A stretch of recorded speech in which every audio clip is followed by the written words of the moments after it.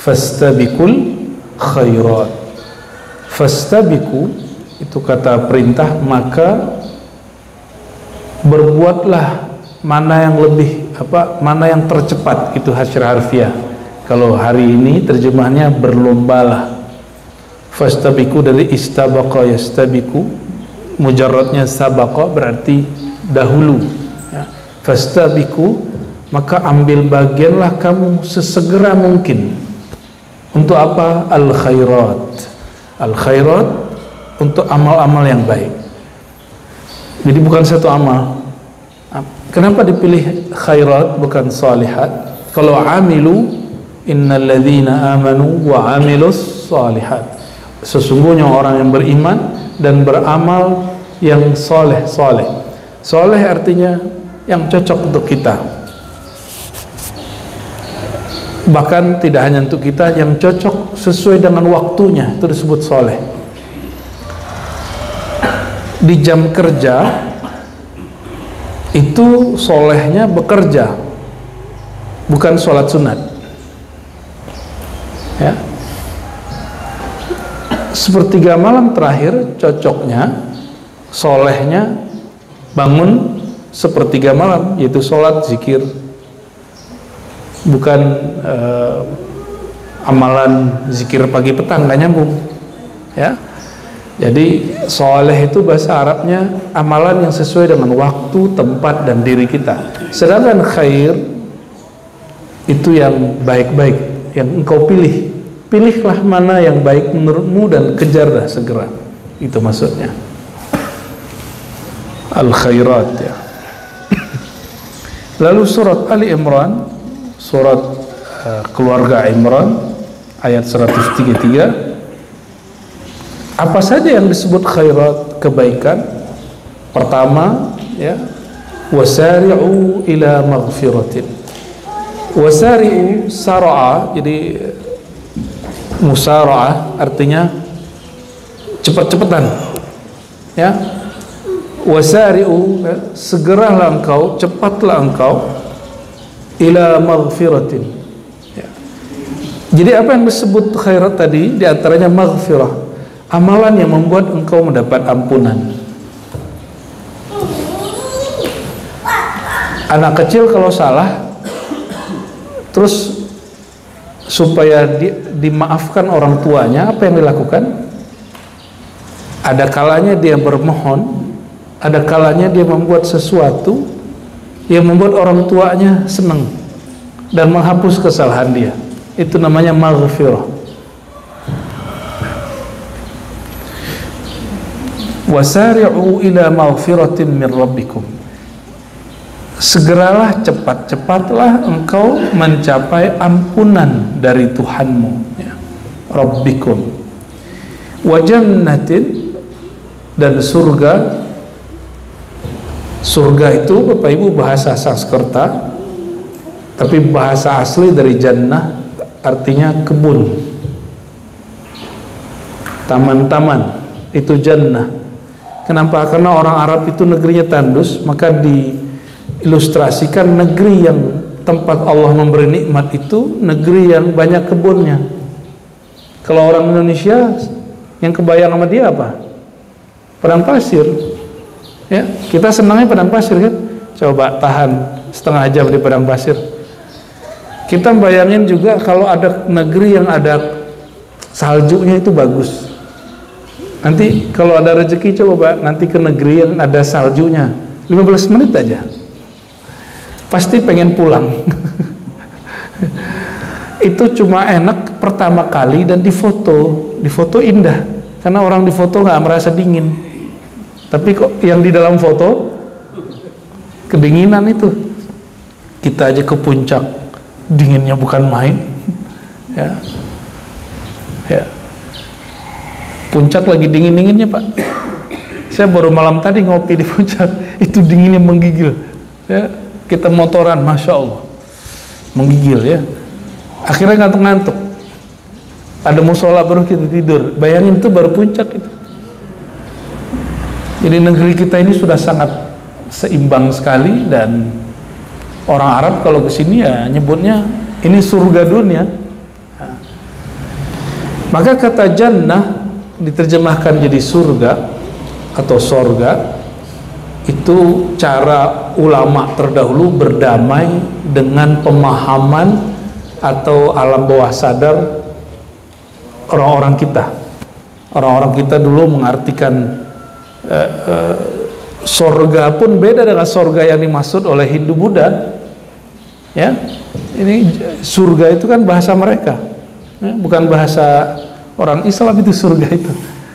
Maka jika ada yang keberatan dengan terjemahan Rob, ilah jadi Tuhan, jangan gunakan kata surga dan neraka, karena surga bahasa agama sebelumnya juga, neraka juga agama sebelumnya, puasa, bulan puasa, bahkan kalau perlu ganti bahasa semua. Tapi dia lupa bahwa Abu Jahal juga pakai bahasa Arab, ya, benar nggak? Abu Jahal, Abu Lahab diabadikan di Quran, tabbat yada abi lahabi wa tabb, ya, celakalah tangan Abu Lahab. Maka kita tidak akan mengarabisasi manusia, tapi kita mengislamkan diri kita dan orang lain. Itu bedanya, ya. Wa jannatin, bersegeralah kamu ke surga atau kenikmatan akhirat. Jadi kalau boleh diterjemahkan, jannah itu kenikmatan akhirat.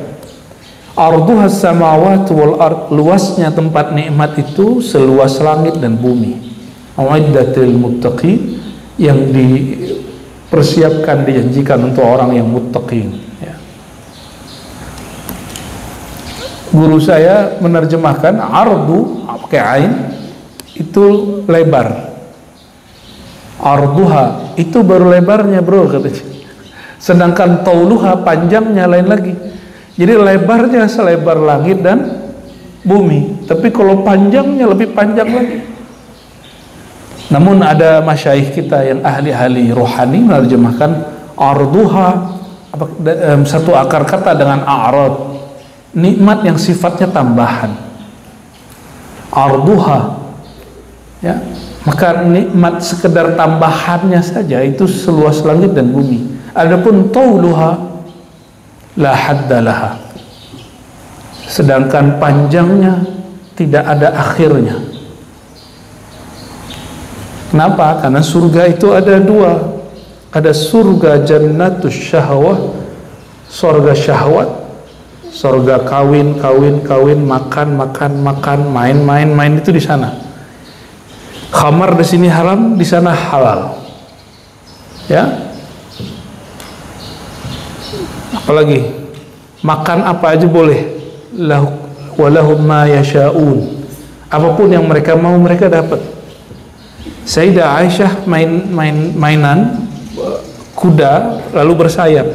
Ini bukti bahwa seni-seni yang meniru binatang, apakah bentuknya ya miniatur, patung-patung kecil, kerja apa ya, semacam handcraft gitu ya, apa, atau bentuknya lukisan, itu tidak haram jika tidak disembah. Ini dalilnya. Sayyidah Aisyah mainin kuda yang bersayap, lalu baginda Nabi Muhammad SAW mengatakan, nanti kamu di surga akan melihat ada kuda bersayap. Maka boleh juga diartikan bahwa surga itu apapun yang kita imajinasikan di sana hakiki. Yang terbayang di sini, di sana hakiki.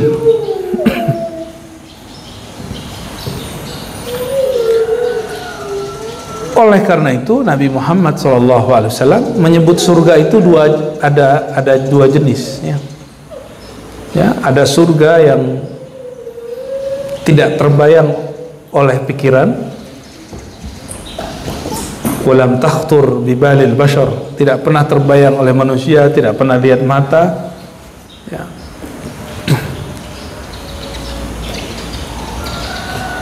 Tapi dia berupa kenikmatan zahir. Namun ada yang kedua, satarawna rabbakum, kama tarawna syamsa bila sahabin. Kalian akan dapat nikmat yang lebih besar lagi, itu nikmat memandang yang punya surga. Itu surga yang paling tinggi, ya, surga memandang.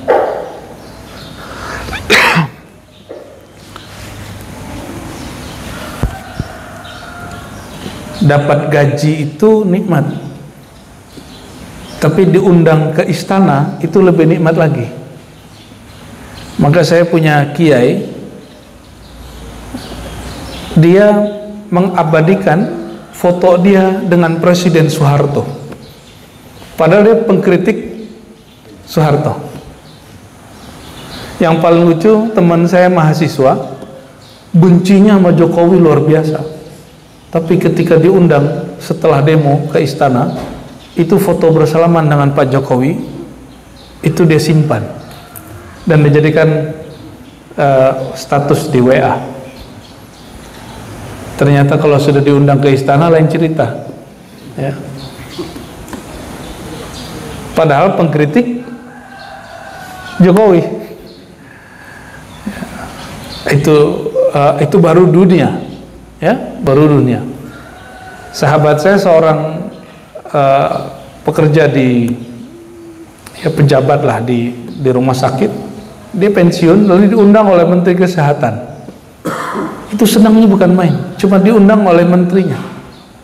Gimana kalau diundang Rasulullah SAW?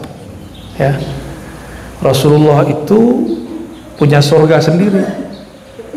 Jangankan Nabi Muhammad SAW, di salah satu pengalaman Mi'raj Nabi Muhammad SAW, beliau dibawa berputar, berkeliling terbang oleh Sidna Jibril. Lalu setelah agak lama dan lelah, Nabi Muhammad SAW dikabari oleh Sidna Jibril, ya Muhammad, itu baru kebunnya sahabatmu Abu Bakar Siddiq. Ya, baru kebun Sayyidina Abu Bakar As-Siddiq. Saya akan Jibril kasih tahu kalau engkau lebih luas lagi, engkau justru yang punya surga. Syarat masuk surga apa? Dapat syafaat Nabi Muhammad SAW, nggak ada lagi. Maka syafaat Nabi Muhammad SAW itu mutlak. Orang mengira beramal masuk surga, nggak bisa, mesti dapat syafaat Nabi Muhammad SAW.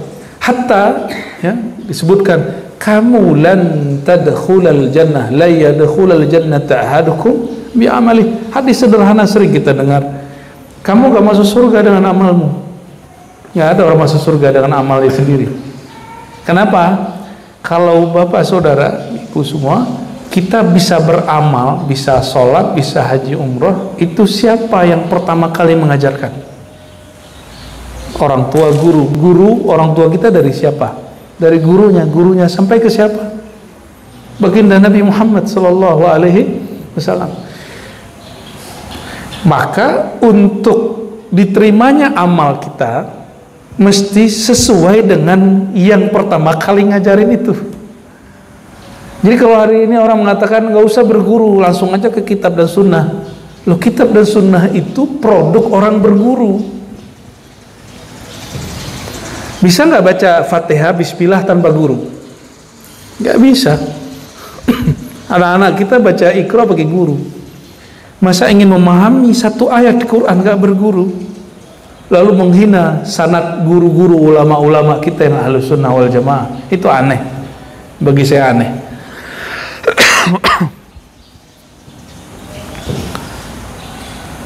Membaca ayat, cara membacanya mesti berguru, apalagi memahami isi bacaannya, ya. Nah, itulah yang disebut bid'ah. Apa yang disebut bid'ah? Ketika Sayyidina Muhammad SAW tidak mengakui amalan kita. Apa kata Nabi Muhammad SAW? Man ahdatha fi amrina hadha ma laysa minhu fahuwa rad. Siapa yang buat satu amalan yang bukan berasal dari amrina, perintah urusan kami, fahuwa rad, maka dia tertolak. Tapi ulama kita, Imam Izzuddin bin Abdus Salam menjelaskan, bab bid'ah itu bab sempit, jangan diperlebar. Hadis ini nggak banyak. Hadis bid'ah itu cuma 1, 2, 3, 4. Selebihnya yang cuma tambahan-tambahan. Tapi yang inti cuma 2. Kullu bid'atin dalalah wa kullu dalalatin finnar. Setiap bid'ah sesat masuk neraka. Yang pertama yang pertama yang tadi. Habis itu yang barusan saya sebut. Cuma 2 itu. Selebihnya tidak terlalu kuat. Lebih banyak kalam sahabat dan tabi'in. Maka ulama kita, imam-imam kita yang ahlu sunnah mengatakan bid'ah itu bab sempit. Artinya perkaranya nggak banyak, masalahnya nggak banyak. Tapi hari ini muncul kelompok yang memperlebar persoalan bid'ah. Yang nggak bid'ah disebut bid'ah. Ini musibah hari ini ya, musibah yang muncul di umat Islam hari ini, memperlebar makna bid'ah.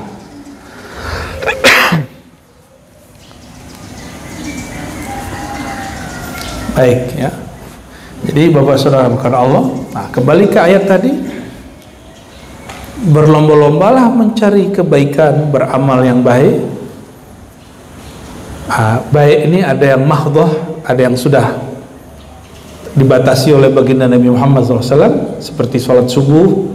Kita kalau lagi rajin kan nggak boleh ditambahin jadi banyak. Ya, sholat zuhur kalau lagi males kan nggak boleh dikurangi. Ntar aja deh asar aku lebihin kan nggak bisa. Kalau lagi senang puasa terus kita mau puasa di hari syak atau di hari raya kan nggak boleh. Kenapa? Amalan itu ada yang sudah limit, dia sudah terbatas dan tidak dihapus lagi. Namun ada yang tidak terbatas. Apa yang tidak terbatas? Amalan kolbu. Kolbu itu tempat ilmu pengetahuan. Maka amalan yang tidak ada habisnya itu amalan qalbiyah, amalan kolbu. Ini yang dilupakan orang. Kita kalau nyebut amal selalu fisik, duit, ngeluarin sedekah, sholat banyak-banyak ya. Maka kita sering menganggap standar orang soleh itu sholat. Padahal banyak hari ini caleg-caleg yang sholatnya banyak itu stres, karena dia sholat banyak tapi kolbunya nggak sholat. Berarti dia belum sholat. Nih, kita kasih jurus sederhana, kaidah sederhana. Orang yang masih bisa stres, berarti sholat dia belum dengan kolbunya. Karena sekali orang bisa sholat dengan kolbunya, selama-lamanya dia bisa dapat mengendalikan kolbunya. Mau dia anjlok bagaimanapun, dia ingat titik terendah, yaitu waktu sujud. Nggak ada orang panik-panik kalau sholatnya dengan kolbunya. Ya. Itu sebabnya Imam Bukhari ya, di Kitabul Iman menyebutkan bahwa amal qalbu lebih mulia dari semua amal. Amal qalbu lebih mulia dari semua amal. Imam Ghazali dalam kitab Qimiyus Sa'adah ketat mengatakannya. Apa kata beliau? Yang kenal Allah itu bukan badan ini, yang kenal Allah itu qalbu. Maka amal qalbu itu disebut awaluddin. Itulah awal agama, itulah tengah agama, itulah puncak beragama. Ini anak-anak kita ini, kalau dia nggak kenal sama yang banguninnya, tidur lagi Pak.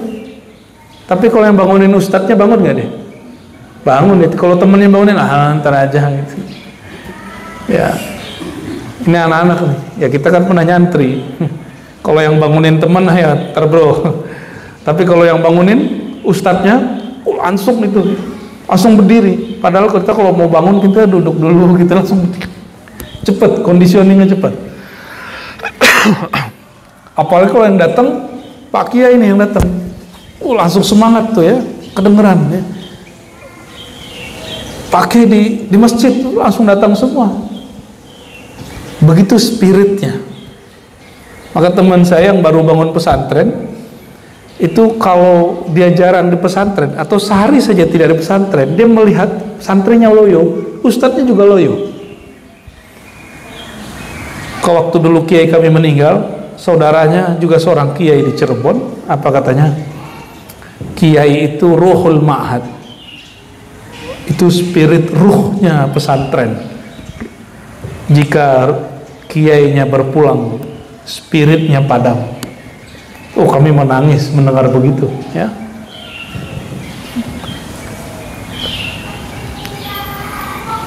Maka saudara-saudari karena Allah, surga yang kita cari bukan surga fisik semata, tapi surga yang di situ ada baginda Nabi Muhammad sallallahu alaihi wasallam, ya. Tadi kita menyinggung bahwa masuk surga bukan dengan amal. Kenapa?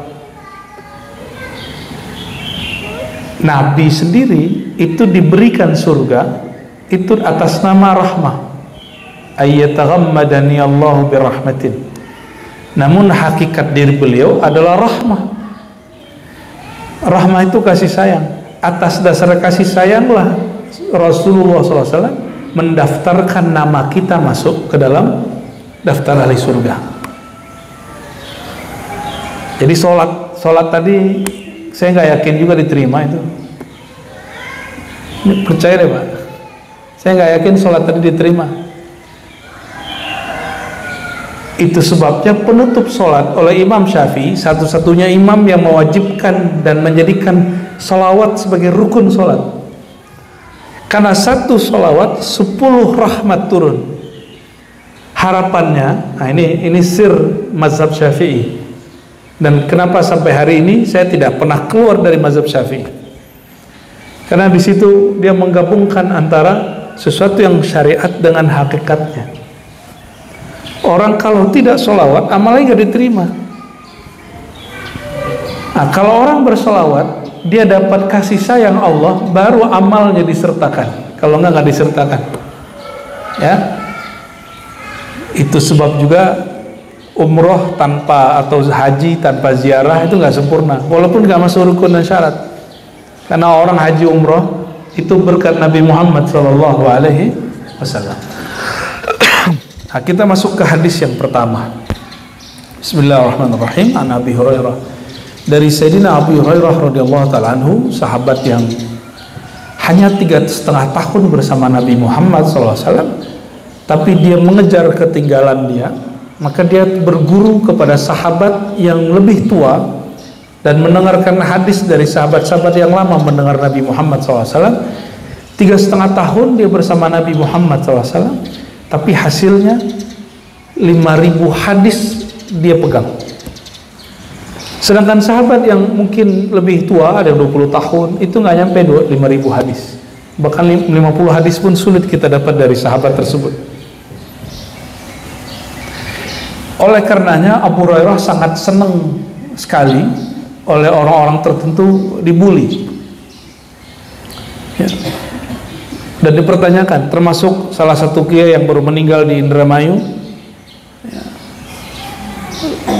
Tahu namanya, baru meninggal, ya. Saya agak heran kok ada kiai mengkaji kitab tasawuf tapi membuli Abu Hurairah, itu heran, ya. Dulu kita sempat kritik, ya, tapi karena sudah wafat, semoga Allah memaafkan, mengampuni beliau. Tapi itu berat sekali Pak, menghujat sahabat itu berat sekali dosanya. Jangankan hujat sahabat, hujat orang biasa aja berat dosanya, ya. Sibabul muslim fusuk, mencaci, merendahkan sesama muslim itu fasik. Apalagi merendahkan pemukanya orang Islam, yaitu para sahabat yang mereka telah dijamin radhiyallahu anhum, Allah meridhai mereka. Maka kalau mau nyeleneh, jangan nyeleneh bagian-bagian adab, ya, itu adab sesama muslim. Kalau mau nyeleneh bagian pemikiran murni, ya, yang itu belum ditutup pintunya oleh Rasulullah SAW, ya. Kalau pemikiran ini bab ijtihad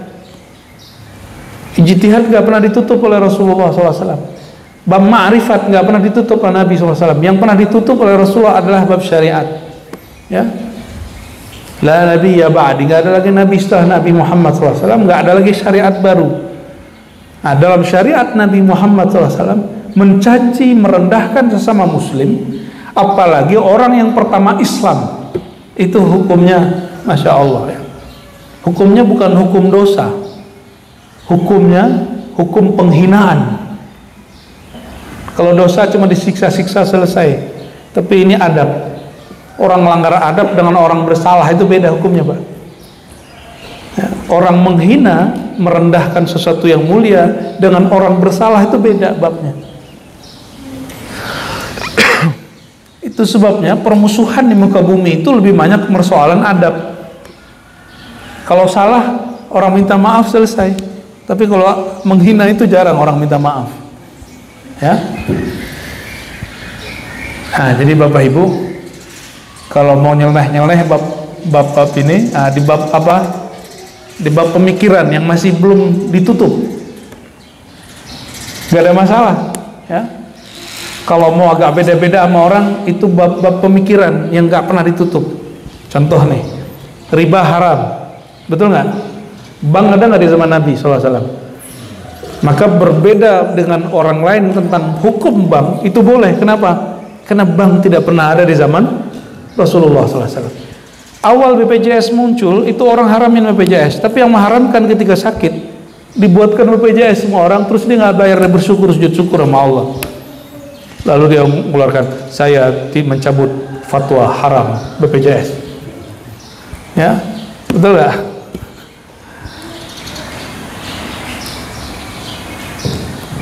Banyak lagi ya. Hadis pertama Nabi SAW dari Sayyidina Abu Hurairah mengatakan, badiru bil a'malis salihah fasatakunu fitanun ka qita'il lailil muzlim yusbihu ar-rajulu mu'minan wa yumsi kafiran wa yumsi mu'minan wa yusbihu kafiran yabi'u dinahu bi'aradin minad dunya. Badiru dari kata badara, yubadiru mubadarah, artinya segerakanlah secepat mungkin. Ngapain? Bil a'malis salihah, beramal yang soleh. Jadi kalau punya harta, punya ilmu, punya waktu, saya bagi 3: punya harta, punya ilmu, punya waktu. Kalau ngikutin hadis tambahin 1 lagi, punya kesehatan. 4 itu. Kalau punya ini, jangan tunggu tahajud pas tua. Karena orang tahajud waktu muda, kalau sulit, maka sulit tahajud waktu tuanya. Jangan tunggu rajin ke masjid kalau sudah pensiun. Karena untuk ke masjid butuh jalan cepat. Kalau kita kemudian nunggu pensiun, kakinya keburu asam urat. Atau nanti antara tulang dan tulang itu kan ada apa namanya? Ya. Iya, pelumas itu. Tambah tua, berkurang itu, Pak. Maka orang di atas umur 45-an itu tidak dianjurkan olahraga cepat dan keras. Kenapa? Nanti takutnya itu bergeser. Ya.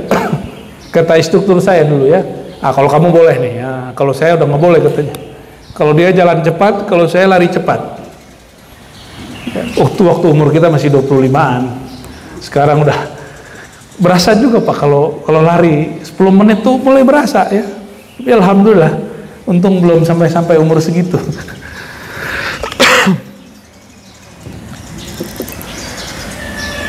Jadi amal fisik untuk fisik. Maka soleh itu yang fisik. Sholat itu bagian dari amal fisik. Amal saku, amal dompet ngapain? Berbagi. Maka orang yang memperbanyak sholat, sedangkan dia belum bersedekah, tabungannya banyak, itu tidak soleh. Sholatnya soleh, tapi yang di kantong dia belum soleh. Ya, jadi wirid setiap hari bersedekah, dicicil aja, ya, biar nggak berasa ngeluarinnya. Kapan orang sadar dia sehat? Kalau dia sakit. Kapan orang sadar hidupnya betul-betul banyak nikmat? Kalau nikmat dicabut. Sebelum nikmatnya berkurang, baik nikmat harta, nikmat waktu, nikmat sehat, waktu duit ada, waktu tubuh kuat, lakukan amalan yang menurut kita berat. Apa yang paling berat? Itu disebut amal soleh. Kalau duit lagi ada, badan lagi kuat, badan sehat, yang paling afdol apa? Amalan yang gabungan antara fisik dan materi.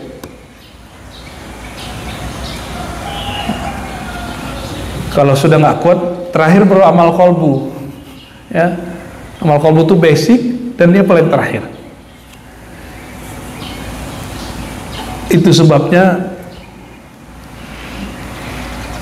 pengajian kalau yang benar ya Bapak Ibu ya. Semoga pengajian kita termasuk yang benar itu. Ya, kita nggak mengatakan pengajian kita pasti benar, tapi semoga Allah masukkan kepada lingkaran yang benar. Amin ya. Pengajian yang benar itu qutul qulub wa ghazaa'un lil arwah. Dia menjadi nutrisi kolbu, makanan rohani. Maka cek habis dengerin khutbah, kolbunya tambah kayak habis dicas atau tidak. Kalau tidak, berarti kita mungkin merendahkan khotibnya, atau memang khutbahnya kurang berkualitas. Atau habis pengajian ini tidak ada sesuatu apapun yang berubah dari kolbu Bapak Ibu, berarti materi saya kurang oke, atau niat Bapak Ibu yang kurang pas. Gitu ya. Semoga dua-duanya pas, nyambung. Amin ya. Fasataku, nanti akan muncul fitanun. Fitan jamak dari fitnah, artinya kekacauan, masalah-masalah. Ada fitnah yang sifatnya zatiyah, berasal dari diri kita. Ada fitnah yang sifatnya aradiyah, sifatnya dari luar. Pandemi, kita terhalang mau ngapain, itu kekacauan dari luar. Kalau dari dalam badan, ada yang sifatnya batin, ada yang sifatnya zahir. Kalau yang batin, misalnya kita lagi stres, kita lagi terpuruk, masalah pikiran kita banyak, itu disebut fitnah batiniyah. Ada yang sifatnya zahir, badan sakit ya. Tiba-tiba muncul virus, punggung kita sakit aja Pak, 2 hari aja ya, muncul virus begitu, kayaknya punggung kayaknya mau rontok semua. Nah, orang kalau udah begitu nggak bisa ngapa-ngapain ya, itu fitan. Atau yang sifatnya apa, dompetnya mulai menyusut, rezekinya mulai berkurang. Jika itu terjadi, itu disebut fitnah. Jadi fitnah dalam bahasa Arab lain dengan fitnah bahasa Indonesia. Fitnah bahasa Indonesia menuduh orang. Sedangkan fitnah dalam bahasa Arab, apapun kejadiannya, baik dalam diri kita atau dari luar diri kita, yang membuat kacau dan tidak stabil, itu disebut fitnah. Fitnah kekacauan itu kaqita'il lail muzlim, seperti malam, potongan malam yang sangat gelap ya. Pernah jatuh nggak dari motor? Rasanya aneh loh, kayak telinga kita bunyi nyiung gitu ya. Saya pernah begitu ya. Atau ada yang pernah ikut sparring bela diri, tiba-tiba pala kena dung, jatuh. Oh, itu aneh tuh rasanya. Alam tuh kayak aneh gitu ya, dunia tuh kayak berhenti sejenak gitu. Atau pernah pingsan karena penyakit tertentu, bangun-bangun sudah di rumah sakit, itu rasanya aneh ya. Itu yang disebut qita'il lail muslim, itu pada diri. Yang paling aneh waktu pandemi, saya mau berangkat ke luar negeri Pak, nggak jadi. Tanggal 15 Maret Depok nomor 1 kena pandemi, katanya begitu ya. Tapi saya ketemu beberapa gubernur yang hebat selama pandemi, selalu provinsi dia aman dari laporan. Saya tanya, Pak Gubernur, rahasianya apa? Kok provinsi sebelah laporannya horor terus, kalau di sini kok beres? Tenang Bu ya, katanya. Itu mah urusan kita sama rumah sakit dan dokter-dokter ya. Kita mengutamakan keamanan pikiran, perasaan daripada berita. Jadi bagi dia salah satu cara menyehatkan masyarakat dia, jangan beritakan yang buruk-buruk ya. Apalagi masa pandemi, dan itu ternyata berhasil. Ya. Provinsi tersebut paling banyak pengajiannya waktu pandemi, tetap aja pengajian jalan, ya. Dan orang-orang sehat, saya lihat. Ya. Jadi berita itu bahaya loh Pak. Nih contoh, mohon maaf, nih kalian jangan pernah bully temannya banci gitu ya, bencong gitu, jangan deh, yang cowok-cowok. Karena dalam diri manusia ini ada hormon keperempuanan, namanya apa Pak Dokter? Apa? Estrogen ya. Itu kalau saya ngomong ini dalam bab rohani, saya ngomong, kamu cewek gitu. Nanti lihat lama-lama dia gemulai Pak. Hati-hati. Itu sebabnya berteman dengan orang yang kemayu, kita ikut kemayu. Karena kita terhipnotis oleh mata. Kalau yang tadi omongan, banci gitu. Lama-lama begitu Pak. Lah ini kejadiannya bukan hanya pada orang biasa, santri Pak. Yang sekarang jadi ustadz, saya kenal itu orang bermasalah secara orientasi seksual. Saya kenal Pak beberapa, nauzubillah min dzalik ya. Itu faktor dulu waktu dia masih remaja, pernah digituin orang atau pernah berteman. Nah ini banyak terjadi, semoga ini berubah ya pada laki-laki yang sering bergerak di dunia fashion, karena dia sering melihat perempuan yang gemulai-gemulai, itu berefek pada dirinya. Serius Pak, ya berefek ya. Jadi sudah benar ini ya, santri laki pisah dengan perempuan, tapi tolong Pak Kiai, guru perempuan tetap ada di kelas laki-laki. Supaya dia kenal ini loh perempuan, dan ada pertemuan sekali ya. Bahkan kalau perlu, ini saya agak beda dengan beberapa pandangan teman-teman ya. Bagi saya ada ikhtilat yang boleh, campur baur lawan jenis yang boleh. Salah satunya pas belajar satu kelas. Itu sebabnya saya masukin anak saya ke salah satu pesantren yang saya tanya, kelas banin banat, santri laki dan perempuannya digabung atau tidak? Kata pengurusnya digabung. Saya langsung masukin Pak, salah satunya masukin daftar kita, lalu baru kita lihat kurikulumnya apa. Jadi si anak ini dia tahu, dia kalau lagi seneng bukan sama sesama jenisnya, tapi kepada yang beda jenis sama dia gitu. Dulu kita penganut pemisahan ketat. Tapi apa yang terjadi di beberapa asrama santri, itu mulai ada perilaku homoseksual yang berbahaya, dan itu terungkap. Nah, jadi jangan pernah bully temen ya, banci lu gitu, cewek lu gitu, cowok cantik gitu, jangan ya. Ya semoga istilah gemoy-gemoy ini hilang ya. Saya nggak suka Pak. Ya. Presiden terpilih walaupun belum dilantik dan diumumkan, dan walaupun ada orang yang mau buat hak angket ya, kata gemoy itu sebaiknya dihentikan, karena itu bisa merubah karakter dia nanti ya. Itu berbahaya ya. Jadi jangan mau dibilang cowok cantik ya. Kamu dibilang cowok cantik gak?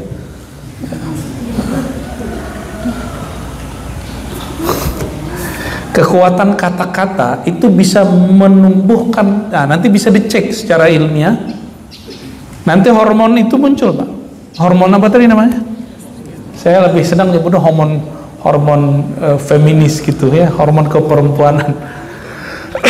Sama kalau orang bilang ya, kamu keren deh, wah itu ada satu hormon dalam diri kita yang membuat kita bahagia dan percaya diri, itu terbit lebih banyak. Nah, itu sebabnya Imam Syafi'i mengambil ilmu ini, ilmu bab niat, lalu beliau jadikan sebagai sugesti, disebut melafazkan niat, talaffuz bin niyah, kekuatan menyebutkan melafazkan niat. Walaupun di hadis melafazkan niat itu cuma satu bab, yaitu bab haji. Haji itu ada labbaik Allahu hajjan wa umratan ya. Disebutkan, ya Allah, aku berniat menerima, menjawab seruanmu haji dan umroh. Kalau sholat kan nggak ada dalilnya pakai niat, tapi Imam Syafi'i menganggap Umroh haji itu amalan fisik, sholat juga ada fisiknya. Supaya tertanam maka mesti dikalamkan. Sengaja aku sholat gitu. Yang penting baca usolinya jangan setelah takbir. Jadi yang bid'ah itu baca usoli setelah takbir. Sengaja aku sholat padahal udah takbir, itu baru bid'ah. Ya, sama dengan orang nanya, apakah bid'ah salam-salaman habis sholat? Iya, bid'ah kalau sebelum salam. Kalau sudah assalamualaikum kanan kiri sudah tidak bid'ah. Ya, ada aja hari ini orang-orang membid'ahkan yang nggak bid'ah itu. Ya. Oke, anak-anak ya, jangan bully-bulian, jangan bully-bully dengan kata-kata yang seperti itu. Ya, sibabul muslim fusuk, merendahkan sama muslim itu kefasikan, ya. Dan juga menyebabkan dia fasik. Ya. Pagi-pagi seorang mukmin itu imannya bagus, sore sudah berubah. Sore dia mukmin, pagi sudah berubah. Oleh karena itu, saya bertemu seorang syekh dan dia mengatakan, Razi, amalkan dan ajarkan. Mau beramal apapun mulai syahadat. Ini zaman fitnah. Loh kenapa Kiai? Gitu saya tanya. Karena bisa jadi kamu detik ini masih dianggap beriman oleh Allah, tapi 1 jam kemudian pikiranmu, hatimu berburuk sangka kepada Allah atau takdir Allah, dan itu dihitung kufur secara hakiki, secara hakikat. Walaupun secara hukum status keimanannya masih disebut mukmin, tapi di sisi Allah sudah disebut fasik, bahkan kufur nikmat. Maka sebelum sholat syahadat dulu, ya, ulang syahadatnya, asyhadu an la ilaha illallah, aku bersaksi tiada yang berhak disembah kecuali Allah, Nabi Muhammad Rasulullah. Baru takbir. Itu bid'ah enggak? Enggak, kecuali kalau dibaca setelah takbir. Ya, mau ngapain nih? Mau zikir pagi sore, mau baca Quran, mau ngajar. Saya mau khutbah aja saya syahadat dulu Pak, mau ngajar ulang dulu kalimatnya dalam hati. Khawatir nur iman kita sempat padam, kita mau ngajarin iman sama orang, ya, mau menghidupkan api orang lain, api kita padam, bisa nggak? Nggak bisa, ya. Yabi'uddinahu bi'aradin minad dunya, dia menukar agamanya dengan arad. Nah, arad itu hal-hal yang sifatnya duniawi. Hal-hal yang sifatnya duniawi nggak mesti duit, nggak mesti orang jual agama untuk politik, nggak, urusan sederhana aja. Ya, orang-orang yang ingin terlihat soleh di hadapan makhluk itu sama dengan menjual agama. Itu pencitraan paling kecil. Ya, maka ada orang nanya, ya, ada ustadz rumahnya harganya 80 M, terus diposting di TV, boleh nggak riak begitu? Ya. Riak duniawi boleh nggak gitu? Ya, saya nggak ada urusan dengan orang kaya atau miskin, mau dia ustadz itu kan cuma performan dirinya. Ini kaidah ilmu rohani, kaidah ilmu rohani. Imam Al-Barkawi punya kitab At-Tariqah Al-Muhammadiyah, sudah diterjemah Tarekat Muhammad. Tarekat Muhammad, silakan cari online-nya, ada itu. Ditulis oleh Imam Muhammad Al-Barkawi. Apa kata beliau? Riya itu yang haram fid din, dalam agama. Maka caleg itu kan riya, pencitraan Pak, itu boleh karena bab dunia. Artis dia pamer rumahnya, pamer mobilnya. Nah, si ustadz itu kan artis. Saya bukan lagi bela dia, coba kalau orang nanya hukum rohani, jika dia pamer dunianya, rumahnya, pamer apalagi tadi mobilnya, motornya, roda 3, itu bab mubah. Cuma mungkin karena dia seorang ustadz, elok tidak elok yang dipertanyakan orang. Tapi kalau pertanyaannya ini riya, ini bukan riya yang mamnu'ah, bukan riya yang dilarang, ini riya yang mubah. Siapa yang mengatakan itu? Imam Barkawi, dia dikutip dan diringkas dari Ihya Ulumuddin. Jadi kitab At-Tariqah Al-Muhammadiyah itu beliau sarikan isinya dari kitab Ihya Ulumuddin. Maka riya itu tidak boleh dalam urusan agama. Ini sederhana, kita riak bab dunia. Bapak Ibu senang nggak rumahnya dicat? Rumahnya bagus, senang nggak? Pakai baju bagus, senang nggak? Kelihatan sama orang.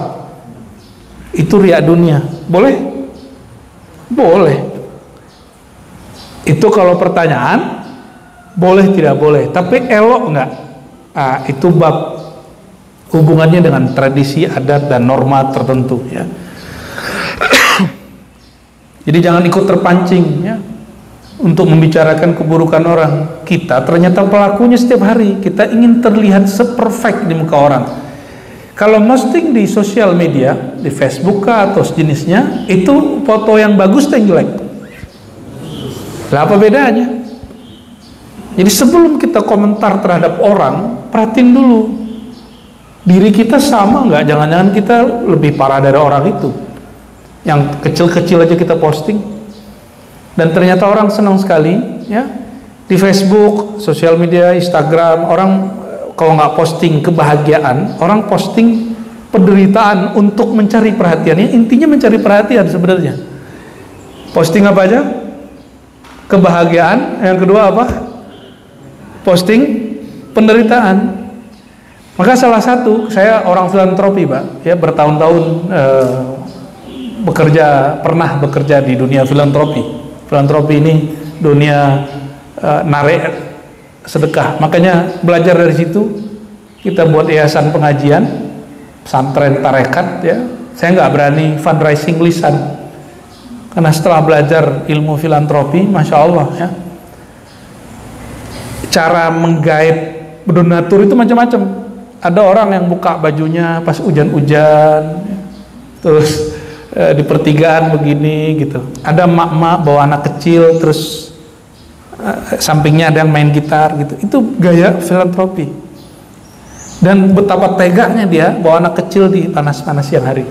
Ya, saya nggak kasihan namanya begitu, karena dunia saya dulu begitu. Dulu kita masuk keluar masuk tempat-tempat begitu.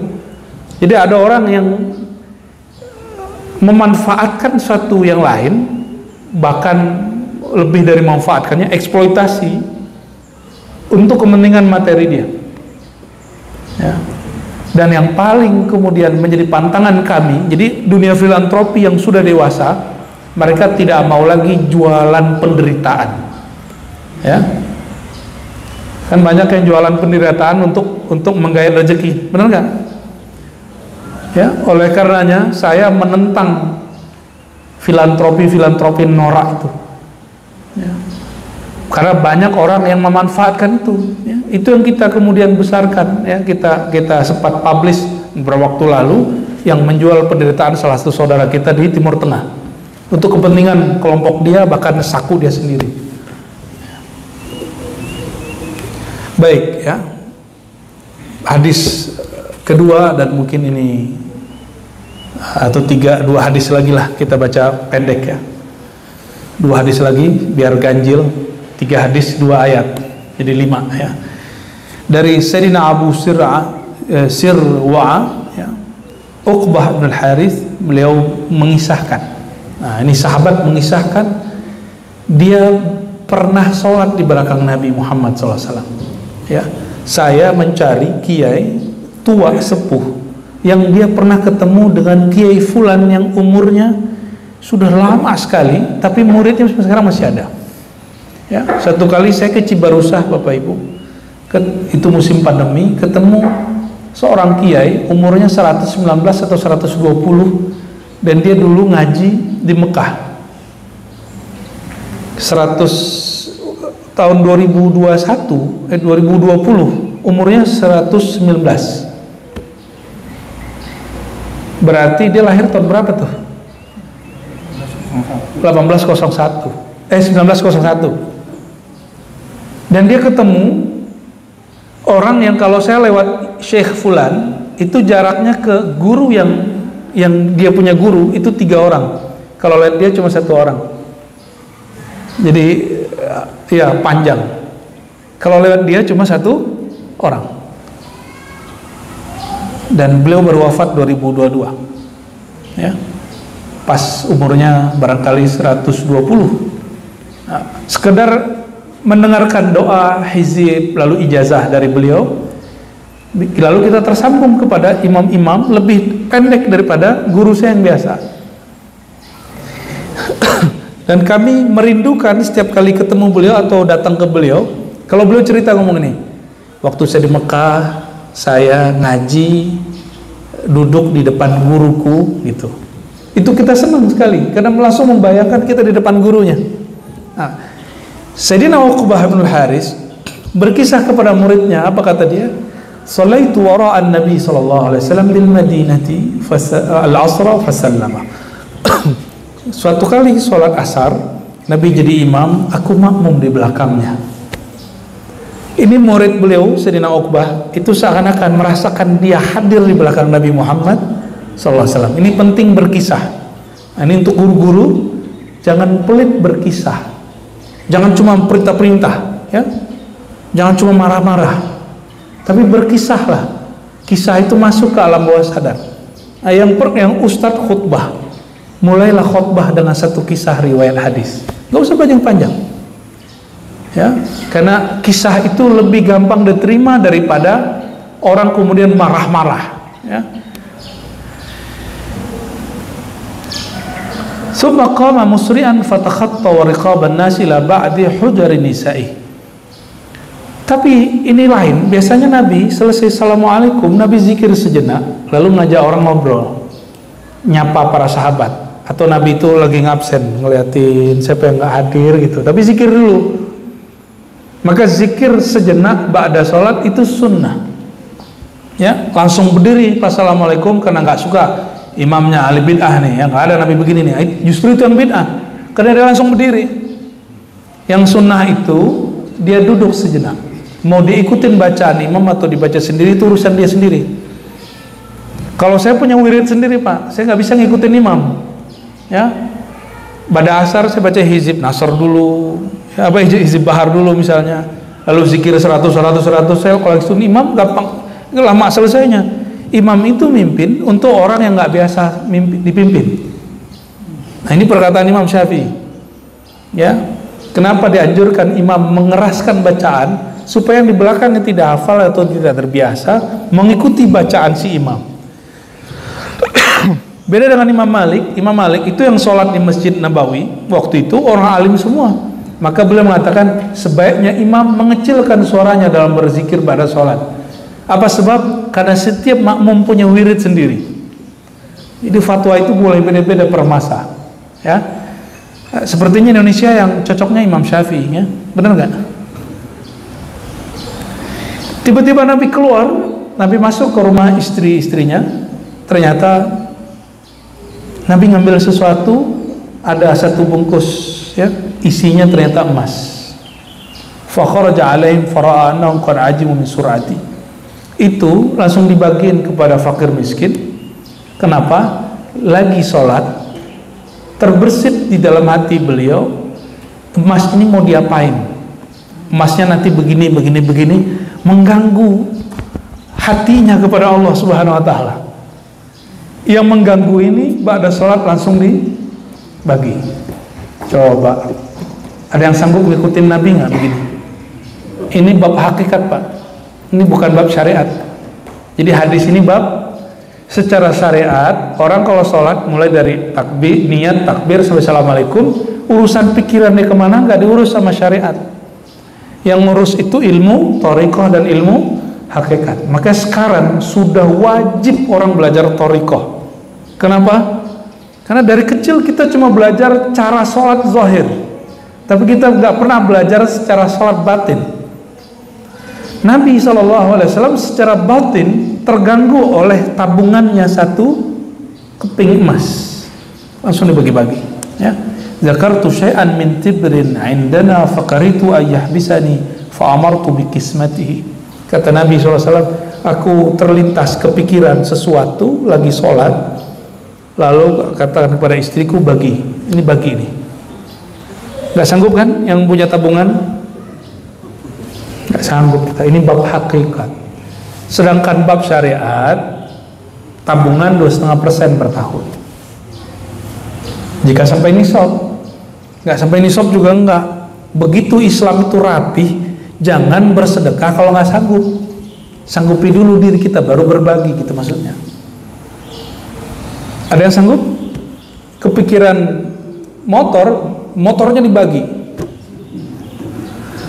Ada yang sanggup?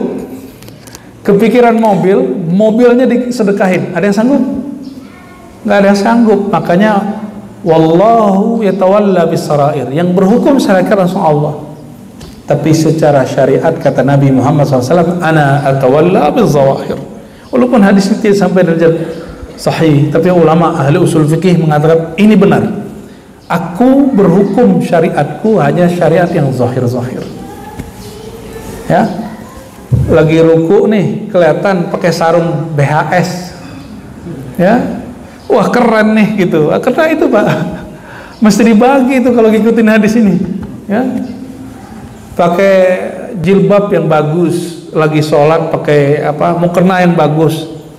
Waktu sujud terlihat, wih keren ya motifnya gitu. Itu mesti dibagi tuh kalau ngikutin ilmu. Ya. Nah, namun untungnya syariat itu rahmat. Syariat itu rahmat. Maka orang kalau ngomong hakikat bisa kasar. Saya ditunjukin teman saya video seorang YouTuber yang bilang, kalian para kiai, Tuhan kalian tai, katanya. Tuhan kita disebut tai. Kalian katanya bersaksi, apa yang kau saksikan? Saksiin tai. Apalah maksudnya ngomong tai? Allah kita disebut tai sama dia. Oh, ternyata dia dapat belajar ilmu hakikat tentang Allah itu apa. Maka setelah itu dia mikir, oh selain ini itu tai semua. Oh gitu. Maka dia keluarkan itu dalam ceramahnya, dalam YouTube-nya. Apa-apaan orang begini, ya. Jadi dia membawakan bab hakikat untuk hakikat itu nggak ada rahmat di situ. Hakikat itu hitam putih. Ya, selama ini saya mengira bab syariat itulah hitam putih, ternyata enggak. Syariat itu semuanya keringanan. Coba cek semua yang kita amalkan itu setelah diringankan oleh Allah. Asbab Nabi Muhammad SAW. Sholat yang tadi 50 sekarang jadi cuma 5. Zakat yang tadinya sekian sekarang cuma sekian. Ya, semuanya dimudahin. Zikir yang tadinya sekian cukup 33, 10 gitu. Jadi semua yang kita amalkan sekarang itu efek rahmatan lil alamin. Ya. Maka siapapun yang mewarisi Nabi Muhammad SAW mesti dia mewarisi rahmatul alamin. Hadis terakhir penutup, hadis ketiga dalam bab berlomba untuk menyegerakan kebaikan, dari Sayyidina Jabir, juga sahabat yang khidmat kepada Nabi dan lebih lama daripada Abu Hurairah. Qala rajulun lin Nabi sallallahu alaihi wasallam yauma Uhud. Nabi, ya, waktu perang Uhud ada yang berkata kepadanya, berarti sahabat, ya. Jika ada seorang berkalam ke Nabi saat perang dan dia mukmin disebut sahabat. Maka yang disebut sahabat orang yang ketemu Nabi SAW di saat tubuh fisiknya ada. Kalau mimpi nggak disebut sahabat, disebut muhibbin atau ikhwan ruhiyah Rasulullah, saudara rohani Nabi atau pecinta Rasulullah SAW, bukan sahabat Rasulullah. Ara'aita in kutiltu fa aina ana. Jadi sahabat Nabi bertanya, wahai baginda Rasulullah, apa pandanganmu? Nah, kalau Nabi berpandangan pasti syariat atau hakikat. Apa pandanganmu jika aku terbunuh waktu perang ini, kira-kira aku masuk surga atau neraka? Apa jawaban Nabi SAW? Fil jannah, kamu masuk surga.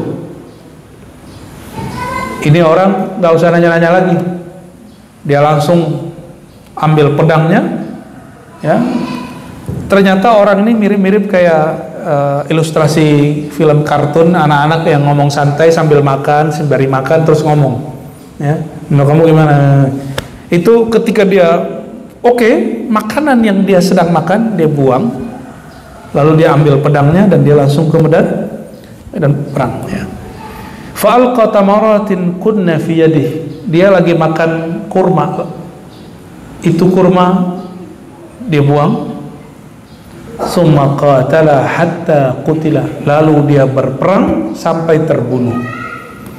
Jadi sahabat ini kan nanya, kalau kita kan nanya, pertanyaan kita supaya sedekah zakat yang tadinya 2,5% kalau bisa dikurangi lagi, ya. Jadi sekian lama saya di dunia filantropi, Bapak Ibu, kalau kita buat training atau buat daurah tentang zakat, itu pertanyaan 70% orang-orang kaya pertanyaannya apa?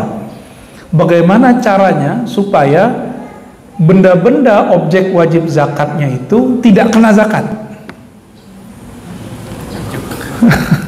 Jadi mirip kayak orang mau pajak biar nggak kena pajak terus cari konsultan. Dikira saya konsultan zakat yang bisa ya meloloskan barang-barang nggak kena zakat. Ya, secara fikih kita jelasin ini barang kena zakat nih enggak. Nah, ibu-ibu paling seneng dalam satu pemahaman fikih, perhiasan yang emas yang jadi perhiasan nggak wajib kena zakat. Maka mereka ibu-ibu kebanyakan nggak mau nyimpan emas batangan, nyarinya yang perhiasan supaya nggak kena zakat. Banyak sekali. Ya, ketika kita jelasin begitu, gilangnya bukan main. Udah kebayang tuh mau beli apa aja. Ya. Beda dengan sahabat Nabi. Ya, maka Nabi SAW, ilmu ini dipakai oleh Ustadz Yusuf Mansur, tapi saya nggak tahu apakah dipakainya lurus atau tidak lurus, itu urusan dia. Tapi metode dia itu top, itu gaya Nabi. Metode yang dipakai. Ya, Yusuf Mansur itu Ustadz Yusuf atau canda teman kita Ustadz Ucup gitu ya. Waktu masih oke-oke dulu Pak, sekarang kan urusannya bisnis, itu urusan dia. Tapi bab zakatnya, cara dia narik orang sedekah, itu keren sekali. Saya baca hadis, nggak pernah paham hadis itu sampai melihat Ustadz Yusuf Mansur begitu Pak. Kita ngaji hadis udah dari tahun berapa gitu ya, dari sebelum 2000 kita udah ngaji hadis sama guru kita ya, 2004 masuk ke kitab induk yang 6. Satu bab yang saya nggak ngerti tentang Nabi SAW ngomong pas hari raya. Jadi habis khutbah di kalangan laki-laki karena umat Islam tambah banyak, Nabi 2 kali khutbah. Habis khutbah laki-laki, Nabi kemudian khutbah balik belakang karena nggak ada mic, nggak ada mikrofon. Salah satu penggalan khutbah Nabi, apa kata Nabi SAW? Wahai perempuan solehah mukminah, kalian ini jika ingin terjaga dari neraka, karena aku melihat kebanyakan penduduk neraka itu perempuan, fatasaddaqna, maka bersedekahlah, apa yang kalian punya keluarkanlah, detik ini juga keluarin. Itu ibu-ibu antingnya dicopot, yang di sini dikeluarin, dia bawa apa dikeluarin semua. Ada yang kemudian rumahnya dekat, dia pulang ke rumahnya dia ambil semua, langsung diserahin ke Nabi SAW. Nabi bersama Bilal. Nabi nggak bawa cowok yang ganteng-ganteng banget ya, carinya yang Bilal, yang kalau senyum cuma giginya yang kelihatan, tapi akhlaknya dan suaranya lebih gagah dari semua laki-laki yang ada zaman itu. Begitu Nabi SAW menjaga hati perempuan. Tapi cash detik itu juga perempuan-perempuan di zaman Rasulullah SAW sedekah tanpa mikir. Ini hadisnya. Karena mereka cash, kalau Rasulullah mengatakan kami dijaga dari neraka, berarti benar terjaga. Maka semua perempuan yang bersedekah saat itu tidak ada satupun yang masuk neraka. Itu maksudnya. Jadi hampir semua dari pojok sana sampai pojok sini nggak ada yang nggak sedekah, semuanya sedekah. Yang nggak punya, dia lihat ada kurma di tangannya, maka dia bagi ke temannya. Nah, ini teman-teman ini kalian jangan suka nyimpan makanan, berbagi sama teman. Ya, di pesantren, di asrama jangan pernah numpuk makanan. Apa kata Nabi SAW? Kalau bukan karena Yahudi, maka makanan tidak akan busuk. Nah, ibu-ibu, kadang-kadang saya lihat banyak ibu-ibu yang suka numpuk di kulkas dan tidak suka berbagi. Pas sudah seminggu udah busuk. Udah busuk perlu dibagi, gak begitu. Kalau ingin berbagi saat masih kita senang-senangnya. Nah, apa amalan paling afdal? Amalan yang kita lagi senang-senangnya, lagi cinta-cintanya, lagi nafsu-nafsunya matu barang, lalu kita berbagi. Itu yang bisa menebus alam sana, menebus kemurkaan Allah SWT. Ya, Semoga Allah Subhanahu wa taala ridhoi yang kita lakukan. Allah ridhoi pengajian pagi ini. Meskipun sekali sebulan, semoga kerinduan kita kepada Rasulullah SAW terobati, ya. Bukan kepada guru saja. Guru itu hanya mewarisi ilmu Nabi SAW, maka rindu kepada guru teruskan ini rindu kepada Rasulullah SAW, ya. Na'udzubillah minasyaitonir rajim. Bismillahirrahmanirrahim. Allahumma rahmanir rahim, karim ya azim, ya alim ya alim ya khabir.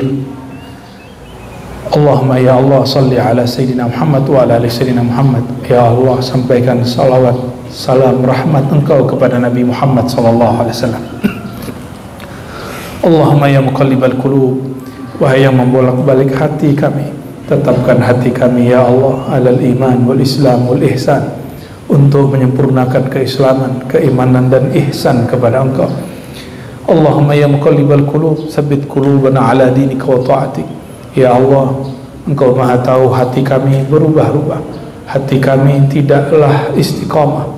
Maka jika memang Engkau ubah hati kami ya Allah, ubahlah dari tadinya taat menjadi lebih taat, dari tadinya bermaksiat menjadi orang-orang yang taat, yang tadinya orang-orang yang hatinya malas menjadi lebih rajin dan sungguh-sungguh, yang tadinya sulit tahajud menjadi bertahajud, yang tadinya sulit berbagi menjadi suka berbagi, yang tadinya berpikir buruk menjadi berpikir positif. Allahumma ya Allah, jiwa kami sangatlah gelap, ambisi kami, emosi kami tidaklah teratur. Maka ya Allah, ubahlah jiwa kami, hati kami yang tadinya tidak baik itu menjadi lebih penyabar, menjadi lebih ikhlas. Allahumma ja'al buyutana min raudatan min riyadil jannah. Ya Allah, jadikan rumah kami, lingkungan kami salah satu potongan dari kebun-kebun surgawi. Allahumma ya Allah, ya man ya'lamu ma fis samawati wal ard, ya man ya'lamu ma fis sudur, ya Allah yang maha mengetahui apa yang di langit, di bumi, bahkan yang di dalam kalbu kami. Engkau maha tahu ya Allah isi hati kami. Engkau maha tahu salat kami tidak khusyuk ya Allah. Engkau maha tahu kami beramal kurang tulus ya Allah. Maka bantulah kami, a'inna ala dzikrika wa syukrika wa husni ibadatik. Bantulah kami untuk senantiasa mengenal Engkau, mengingat Engkau, ikhlas kepada Engkau. Bantulah kami ya Allah untuk husnul khatimah. Bantulah kami supaya dapat mensyukuri nikmat-nikmat Engkau. Allahumma rabbana atina fid dunya hasanah wa fil akhirati hasanah wa qina adzabannar. Rabbana hab lana khairan, Rabbana hab lana khairan wa fathan mubina birahmatika ya arhamar rahimin. Wa sallallahu ala sayyidina Muhammad wa ala alihi wa ashabihi wa li baitihi wa dhurriyyatihi ajma'in walhamdulillahi rabbil alamin. Subhanakallahumma wa bihamdika asyhadu an la ilaha illa anta astaghfiruka wa atubu ilaik. Sallallahu ala sayyidina Muhammad. Assalamualaikum warahmatullahi wabarakatuh.